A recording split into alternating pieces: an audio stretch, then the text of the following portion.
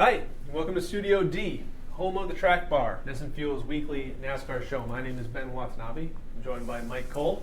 We're going to talk a little NASCAR. Let's just get the Daytona Coke Zero 400 out of the way. Another win for the coworker. Yeah, Ricky Stenhouse Jr. At least wild race success. Yeah, yeah. At least one good thing is happening for someone under this umbrella. It looks like Talladega wasn't a fluke. No. Well, I don't want to say fluke because I think that he's obviously good and I think he's getting better. And they put themselves in a position to win on Saturday night, but that entire race was insane. And he outpaced such luminaries as David Reagan and Michael McDowell, right. And Paul Menard, and yeah. So he survived. Yeah. So he gets credit for that. And again, like if you win a 400-mile race, like if you're the first guy across the finish line, then that's something that's impressive, no matter when it happens. But I'm just saying, I don't think it was. I don't know. It wasn't. It's a nice win. I mean, it's a good win, but it was just a lot of stuff going on. That it was almost like whoever won out of that grouping, probably that storyline would have been secondary to just like the craziness that happened to all the quote unquote big name guys. Yeah, no, I hear you there. Although I mean, it was pretty obvious he was running really well. Yeah, there were a couple times when he got shuffled back, 17th, 18th, and he was back up there within 10, 15 laps. My big takeaway from this race, in addition to just everything happening related to that, was the emotions that seemed to come out of this. Yeah. The driver of the 24 in particular, I was pretty surprised to hear his comments on the radio. For those of you that didn't hear them, Chase Elliott was not a big fan of Michael McDowell. He after Michael McDowell, I mean, a lot of people weren't. Kyle Busch wasn't either. He obviously caused Kyle Busch to almost take out his own brother. McDowell was just kind of ping-ponging his way through the field for most of the night. It's like me playing video games. Right, exactly. These aren't real cars.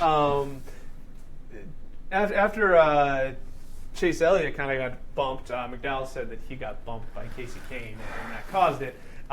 Chase Elliott ended up spinning out, taking out Trevor Bayne, called Michael McDowell a dumbass, said he couldn't drive a wooden screw.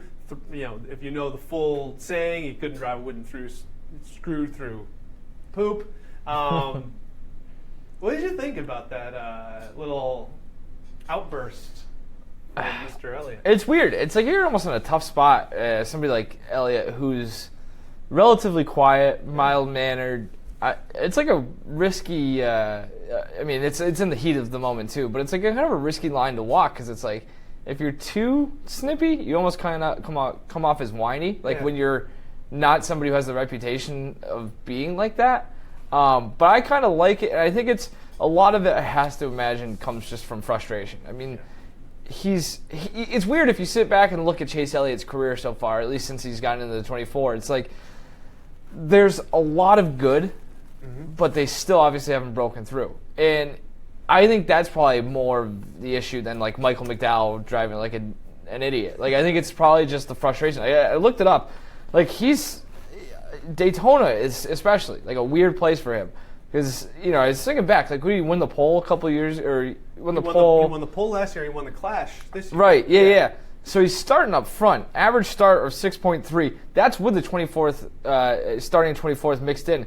Average finish of 17th. So, like, they've had a lot of weird, bad luck there, a couple wrecks, things like that. It just seems like a frustrating thing. Again, you go back to the beginning of May, he's finished 22nd or worse 5 times in 9 races, 22nd on Saturday night. I'd imagine this has more to do with frustration just on the overall, course of his career. It's almost more frustrating to be like so close and to not break through yet than it is to kind of just consistently be bad. Yeah. So I think that's a combination of all those sorts of things is kind of I would imagine just has him a little ticked off, which is probably, we can get into this a little bit more, probably a good thing for him. It is, and I know that people, sometimes it can be painted as a bad thing, like, oh, so and so is frustrated, the pressure's getting to him, maybe. But I'm with you. I don't think it's a sign that pressure's getting to him or he's shook or anything like that. He is frustrated, and you want a guy to be frustrated at this point when he came in with as much fanfare as he did, and he doesn't have a win yet. Right. I think that you do. If he wasn't frustrated, you'd be a little bit more worried.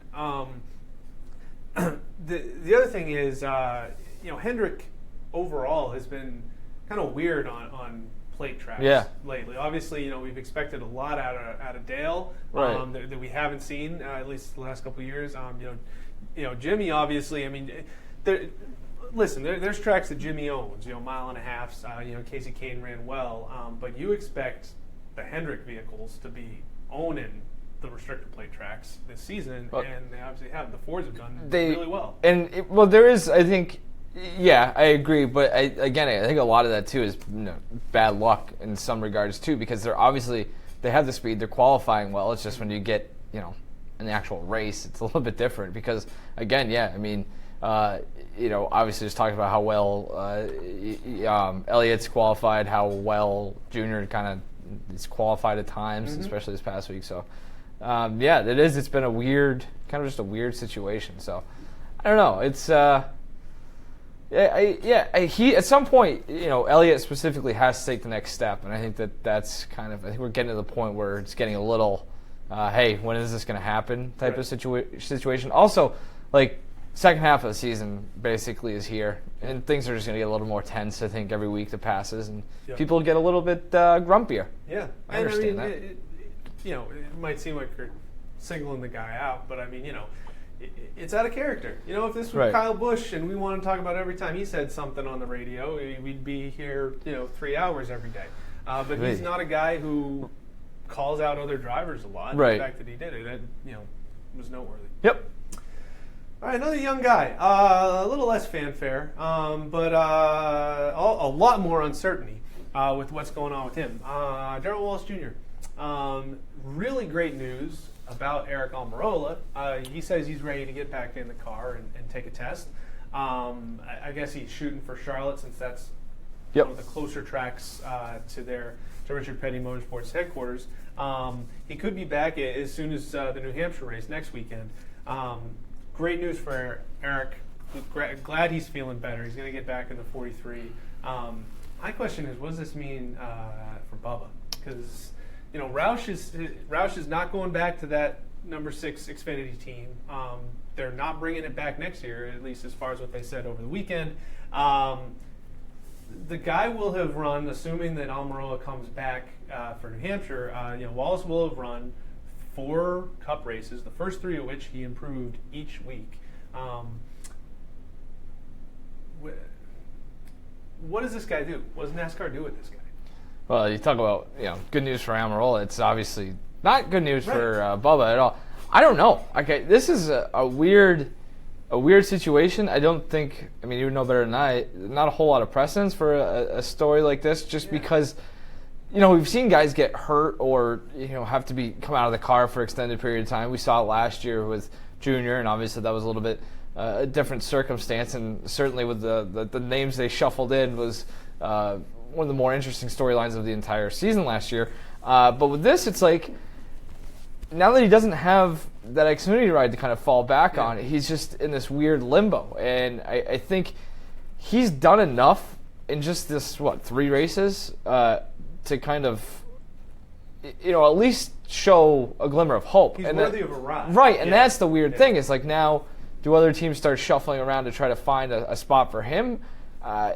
And if that's not the case, it's like you're looking at this really weird situation where one of them, I guess you can argue where he falls in the echelons of the full-time drivers, but certainly middle of the pack, right? I think he's shown enough. He was running 3rd on Saturday night at one point. Yeah, he was competitive for a good point. I think he ended up finishing 15th.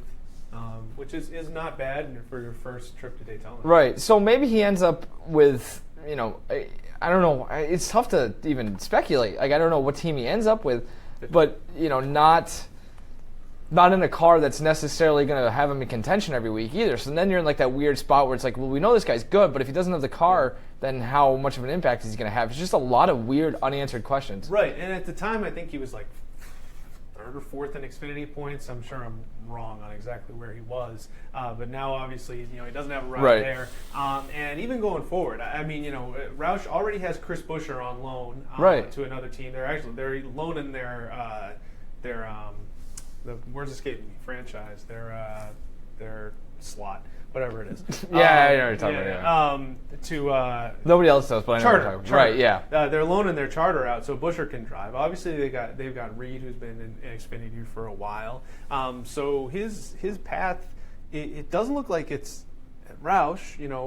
Depending on what happens with Bain, I guess. I mean, obviously Ricky, the way he's raced this year, there's no room for him there. Well, they've committed to those two guys too. And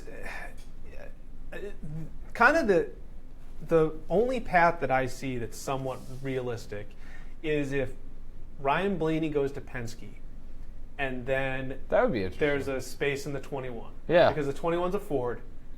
He's in a Ford. He's in that, the 21 is in that family of like the 43, the 3, right. Those cars that they really want to be competitive for marketing purposes. But again, like I have to stretch to come up with that as a semi-realistic possibility. Yeah, and and then even then, is that? I mean, I guess a ride is better than no ride, but is that even? How good of a situation is that for? I mean, I guess it's better than nothing. Like we're looking at what. It's fascinating to think about where he's going to be a year from right now. Like, it's just so much uncertainty. I like that idea though, that because I think that Blaney we talk about Elliott and kind of waiting for him to take the next step. I think Blaney this season has taken that next step and has put himself in a position for a promotion, for lack of a better term. And I do think it's just a matter of time before he moves, gets the call up, whatever disparaging way you want to put it. It's sad that it's at that point with the Wood brothers. Man. Right, yeah. And that's the crazy thing is he's leaving an iconic team and car. So, yeah, I guess that's right. That's like the only... aside from something completely, unthinkable to me, I think he's staying in Ford somehow. Who knows? Man, who knows what's happening at Stewart Haas? Yeah. Maybe they have an opening up over there. Hey, you never know. Somebody might retire. That's true. Things always change over the course of from one season to another. But it's a weird spot for him to be in. Good for Almirola, though. Glad he's back. All right, so looking on the old Twitter machine. Sure. And got a couple tweets that stood out to me because they weren't about how much we stink. So that's always noteworthy. Most of them. So I got a couple questions. So I thought that let's take on these questions. Sure. From a guy named Terry. On Twitter. He had two questions for us. Sure. The first one we'll take on. The second one I'll have to paraphrase because I think I know what he meant, but not quite. All right. Who is the best Cup driver today? I think I'll go first. Please. This is going to be just the hottest of hot takes because he's number one in the standings. Whoa! And he's won 5 straight, I think, dirt races. Maybe even 6. Cars. I've lost count. Kyle Larson. I mean, the guy can drive anything. He's the most fun driver to watch. To me, he's the best Cup driver. Even if he doesn't win the championship this year, I think that's going to be Truex. The guy's just been racking up way too many playoff points with these stage wins. But as far as the best pure driver in Cup, I'm going with Kyle Larson. This is a tough question. This is a very tough question because this league is top heavy. It's like, you know what I mean? I mean, you could go like, you gonna go against Jimmy Johnson, a guy who's that's won the thing. Yeah, before 7 this career season, titles. Yeah, I for right now though, I'm still just because I really want to go, basically devil's advocate because it's hard to disagree with that, especially with just the he's gonna get even better too. Like there's still certain tracks where he's not always like even like the restrictor plate races, things like that. So I think he eventually figures that out and gets better at those places. I think he's going to be very good for a very long time, and you're right, he can drive everything. I'm going to go with another guy who can drive everything. I'm going Kyle Busch. Yeah, that's a good one. Because, again, I'm trying to play devil's advocate here. It's like even on the weeks going in, even the weeks leading up to it, or maybe practice and qualifying aren't as good, 4:30 on Sunday afternoon rolls around, and Kyle Busch is in a position to make a move and try to win a race. I feel like there's fewer weaknesses in his game as it stands right now. Again, he's a more experienced, more veteran, driver than Larson. But I think that there's fewer weaknesses. Maybe he's not as flashy and doesn't have the. It's like to borrow other sports phrases. Like his ceiling is not as high as, especially anymore, as high as Larson's is. But his floor, I think, is a little bit a few stories above Larson's at the moment. So I'm gonna go Busch. Just because, again, that's more of a feel thing than anything. It's like I said, he always feels like he's in contention no matter where they are, no matter what week it is. So I'm going to go with that. But, again, so many different choices. It's a weird question to ask this season, too, when you have so many of these big-name guys struggling. Where it's Busch like, hasn't even won yet. Right, and, yeah, exactly. Like Logano has got one win. Like Keselowski, not necessarily, all these guys who could, if they're going good, you make a case for those guys. Like if we're in the middle of like an eight race stretch where like Harvick finishes in the top 5, 7 of those 8 races with 2 wins, like we had a couple of years ago, whatever it was, then you could like make the argument for that too. Yeah. Right? But I think right now, like I said, it's just Busch kind of always stands out. Yeah, no, before this season, the guys who, Busch, Keselowski, and Harvick, those 3 guys every single weekend. Yeah. I think this guy has. Even more so than Jimmy. Jimmy has his tracks that he dominates. Right. Yeah. But there are certain tracks that I'm just like, Jimmy's not really going to be in the conversation this week. But Busch, Keselowski, and Harvick, I always feel that even on the tracks they're bad at, they still have a shot. And I got to tell you, I like to see different names contending. But if we're in like the last 10, 15 laps, and Keselowski and Busch are both up front on a restart, like I'm locked in. Right. Like yeah. you don't know what those two guys are going to do. It's a tough question. It's fun that it's a tough question. It is. Not a lot of sports where you could say who's the best, and you'd have 7 different options. Yep. Yeah. All right. Next question here. I think the way the question was worded was who's the best up and coming driver. I thought there was a lot of ways to go with that. So I went with who's the best rising Xfinity driver today. This is a tough one. I actually have 2-pronged answer to this one. Okay. Depending on how you're classifying it. I think I'm going to go with William Byron. Couple things. He is, you want to talk about rising. 19 years old. He's so young. Yeah, he's 19 years old. He's probably going to be in Xfinity for another couple of years until he's completely ready. But he's won 2 straight races. He could have won all 3 of the last 3 races. The only reason I think that he's flown under the radar to the extent he has so far is Cup guys in Xfinity. Because, you always, the young guys tend to get bumped back in that pack. Because, 4 Cup guys are racing, usually those 4 guys are in the top 5. And you look at it and you're like, oh, well, what's a, top 12 finish, whatever. Right. And you're like, no, but if you look at it, among the Xfinity guys, he was top 5. That numbers doesn't work out, but whatever. Like I said, I'm not a mathematician.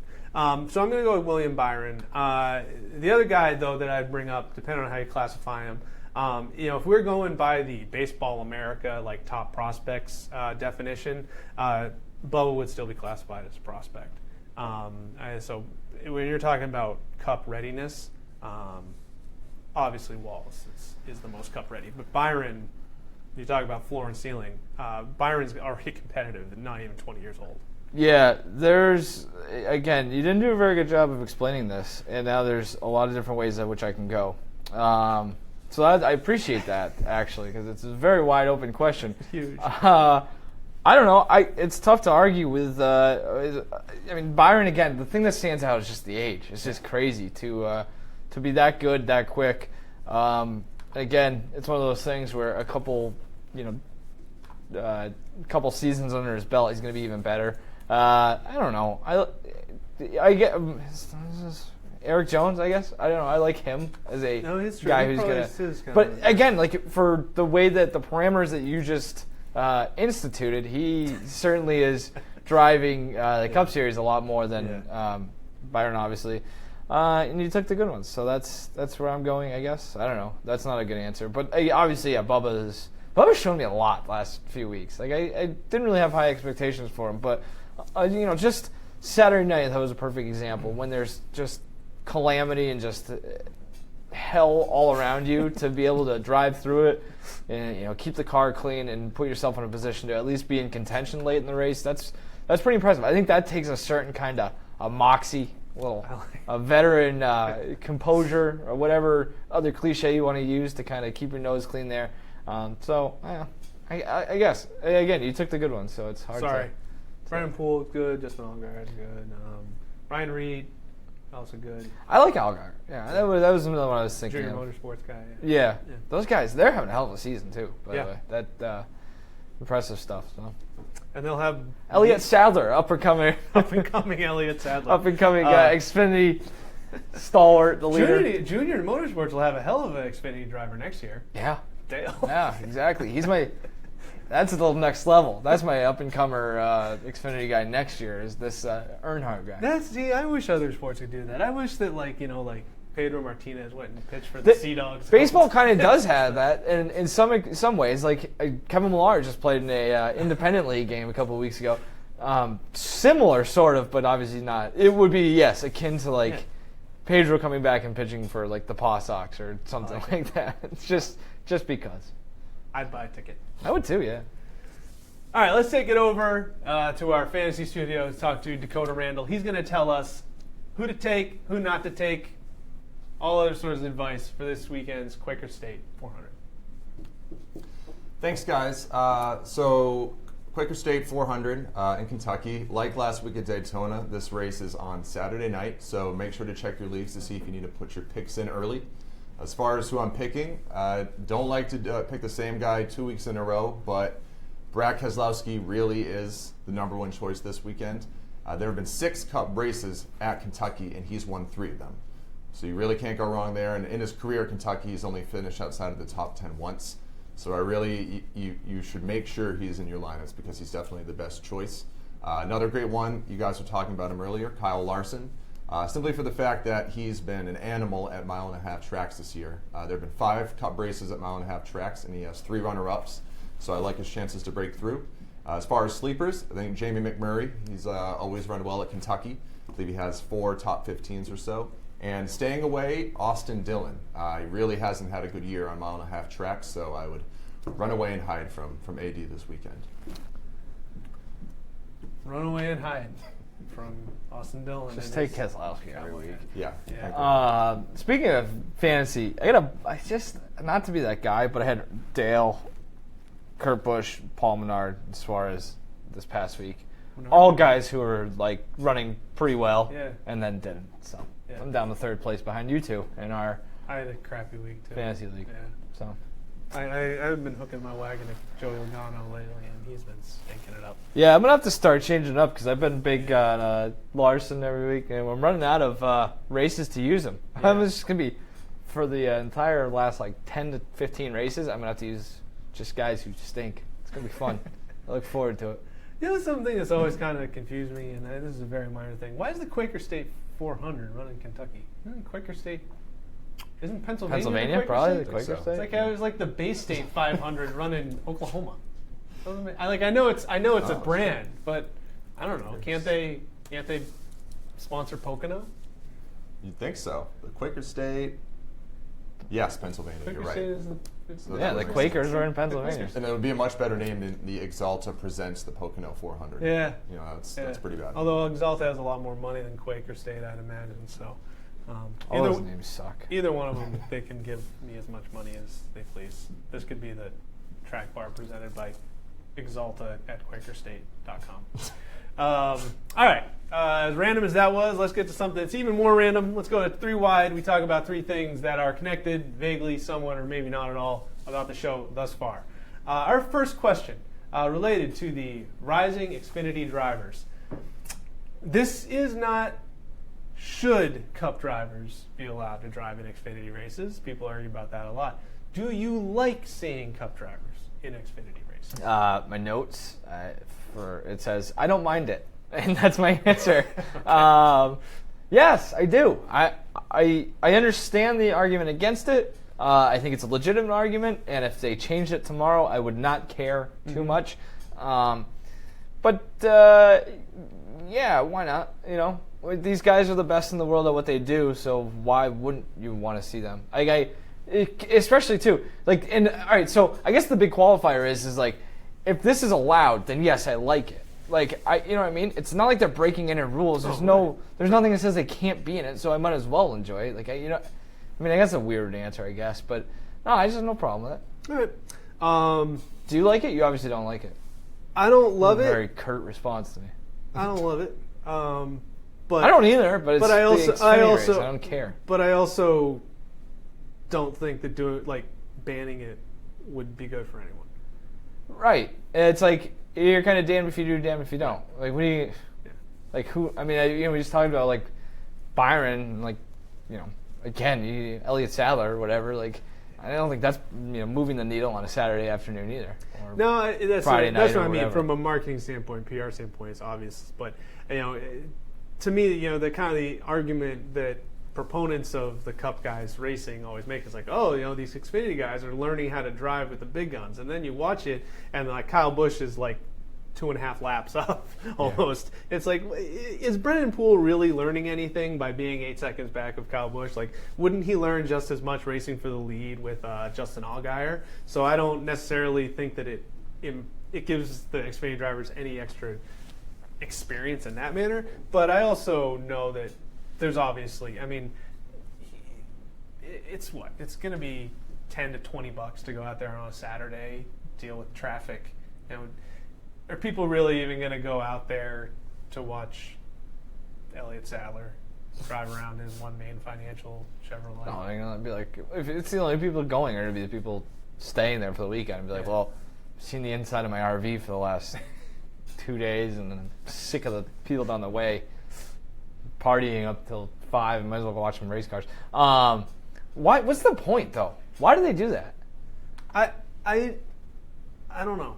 I think some of them, like keeps them sharp, but I guess it just seems like their weeks are so busy. Yeah. And it's like you gotta have something better to do. It's like 100 degrees outside. If I drive somewhere for like an hour, my butt gets numb. Right. And the fact that these guys are like willingly being like, you know what, I'm going to be in a car for 4 hours on Sunday, so you know what I should do? Let's be in a car for 3 hours on Saturday. And then go for a 2-hour bike ride too at this rate. All those guys start mixing that in.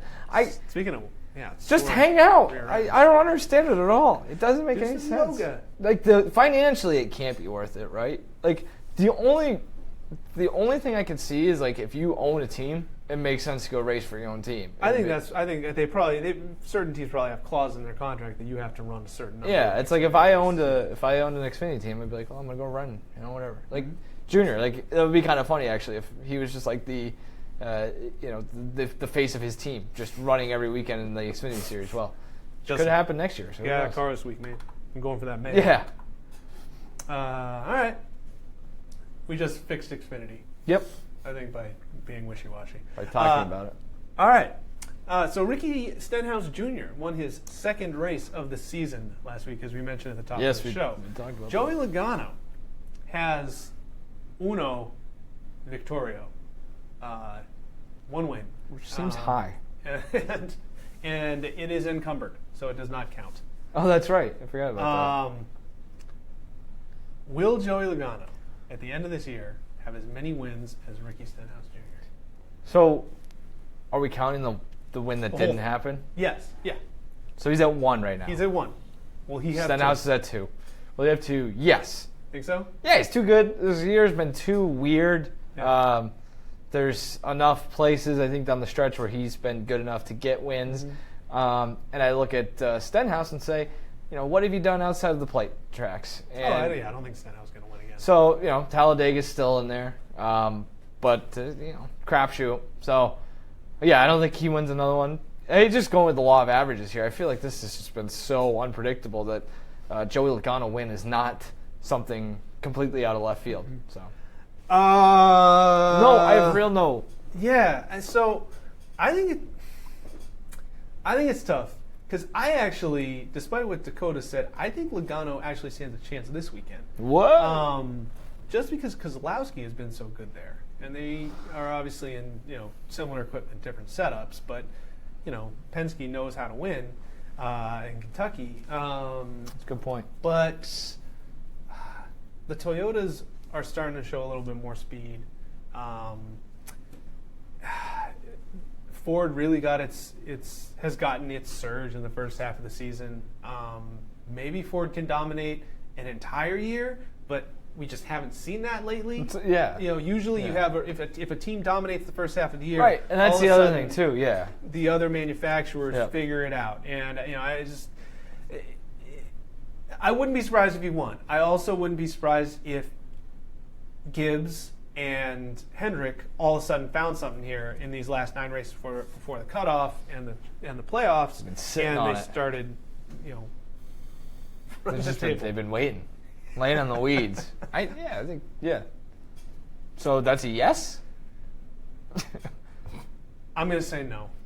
That was a long way of saying no. And he's going to win. And then I couldn't hedge anymore. He's going to be primed to win this week, but I don't think it's going to happen. Hey, only dead men and fools are consistent. I don't know where I heard that saying. It makes sense, though. All right, last one. Keeley, our guest producer this week, filling in for Andre Ketchturn. She's done a wonderful job because so far we haven't been yelled at, so that's nice. Keeley, what is our third question here on 3 Wide? All right, well, as you guys know, Danica Patrick is my favorite racer. Okay. And not just because she's a woman, because she's awesome. Okay. Do you think that Danica Patrick is ever going to get past the woman who's a driver label, especially after that article that was written this weekend? First of all, Keeley, you have to talk to our other producers and explain to them how to actually talk so we can hear you, because that was wonderful. The volume was fine. That was perfect, yeah. I mean, geez. Feedback. Andre still can't figure that out. It's like he's talking through the tin cup thing or the whatever, you know what I mean. So will she ever still have the driver who does she still have it, or will she shed it? Is that because I think those are two different questions. Yeah. That I just made up, taking Keeley's one question. Why don't you go? I don't know. This is a tough one. This is a good question. This is a very good, tough question. So a lot of thinking.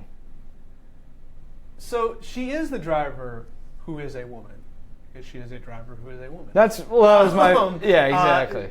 I mean, on the negative side, after this year, she might be the former driver who is a woman. If she can't get her sponsorship situation ironed out. So to explain what Keeley was referring to, there was a column someone wrote about Stenhouse finally getting out of his girlfriend's shadow, which I think is really funny. Like nothing wrong with that. Yeah, people sometimes say that such and such athlete's girlfriend, such and such athlete's wife. I mean, Stenhouse for a while has been known as Danica Patrick's boyfriend. Hey, I try to live my life in the shadows, so there's nothing wrong with that. But this temper expectations. Referred to Ricky, and per the way we usually try to write on second reference, it's talking about Ricky Stenhouse, calls him Stenhouse. Clint Boyer calls him Boyer. Danica Patrick throughout the whole thing on second reference, he refers to her as Danica. It was really weird, but it was just one of those things where it kind of stood out. It's like, why is this? Because I call her Danica. I call him Dan. I call him Jimmy. I call him all these guys when I'm just talking. But when you're writing, I feel like there's that one thing where it's like, wait, why? See, if you do it once, it's almost like endearing. It's almost like this happens in sports every once in a while. It's like the Madonna thing, or you just become that one thing, like Shaq. But if you're doing it for the entire story, I think that is demeaning.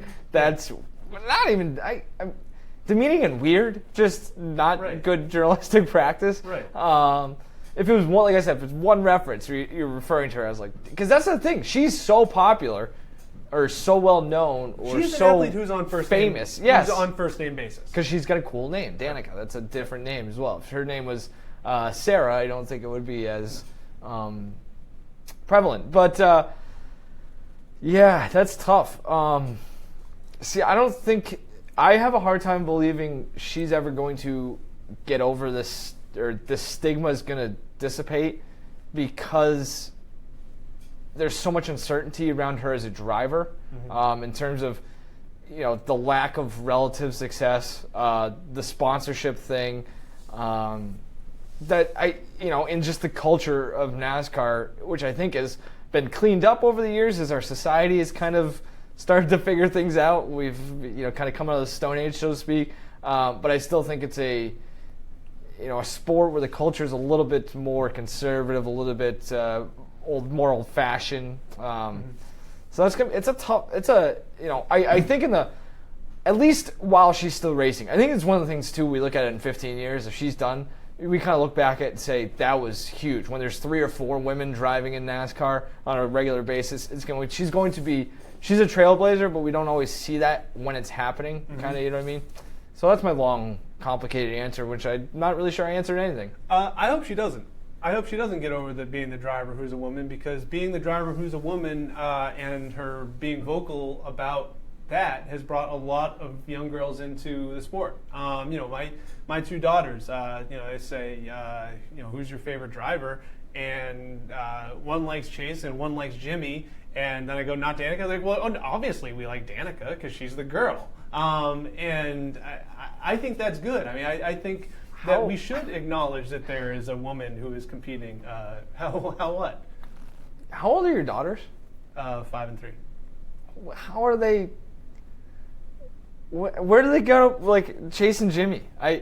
I'm not criticizing them. I don't know where I'm Chase. giving them. I want to give them credit for being so. Don't give them credit. So okay. So the 3-year-old. Your 3-year-old likes. The 3-year-old likes blue. Okay. And so Jimmy's car is the most blue, and Chase drives the Napa car, and I think we once drove by a Napa sign. Okay.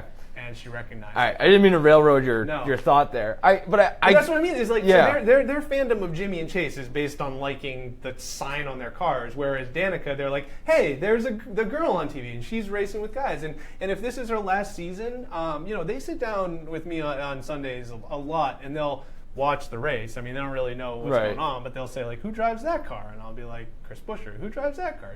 But if Danica's not in it next year, I don't know if they'll be as excited about it. What do you think of that answer, Keeley? I think you guys did an exceptional job talking about gender, politics, and sports all in one. Well done. That's on my CV. Right? That's my new beat. Gender, politics, and sports. By 2 idiots talking about NASCAR. On that note, let's quit while we're ahead. Yeah, that's a good point. Ben Watanabe, thanks for joining the track bar. Oh, next week we won't be here. We're going to try to do this from New Hampshire Motor Speedway. It'll probably be later in the week, so check us out on Facebook next week.